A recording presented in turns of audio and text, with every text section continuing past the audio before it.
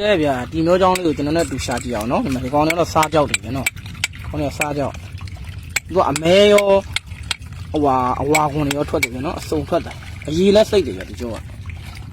နော်ဒီမှာကောင်းဆိုတဲ့ကြောက်လေးနဲ့တူတယ်ထိုင်လေးလှအောင်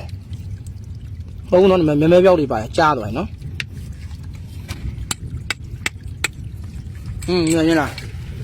မြင်လား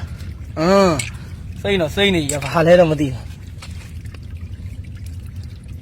ကြောက်တော့ကြောက်ပဲရာနော်ရေကြောက်လေးတွေမယ်ပြီးတယ်မယ်ရေစွတ်လိုက်မယ်ရေလေးတွေပါပြီဗျနော်အပဲ့ဗျနော်ပက်လည်းပဲ့နာကြောက်လေးအပဲ့မှာရတယ်လို့ကွာကုံလုံးပြောင်းနေဗျနော်သူကပြောမှဆိုရင်မျိုးချောင်းဆိုတော့အကုန်တစ်ခုနဲ့တစ်ခုပုတ်ပြီးတော့မှပြောင်းတယ်လို့ဖြစ်နေနော်လှရရေလေးရတဲ့တဲ့နော်တီးတီးလေးပဲပဲ့လေးတစ်လုံးလုံးပဲ့နေတယ်မကြည့်လိုက်နော်10သားလောက်တော့ရှိမှထင်တယ်ဗျ10သားလောက်ပဲရှိမှာကလက်ကီးရောကောင်းပြီဗျာဒီမျိုးကြောင်းနဲ့နော်ဆက်ရှာအောင်မထိတ်ထဲမှာလည်းအများကြီးပဲနော်မကဲနေနဲ့ကဲနေအများကြီးပဲဗျ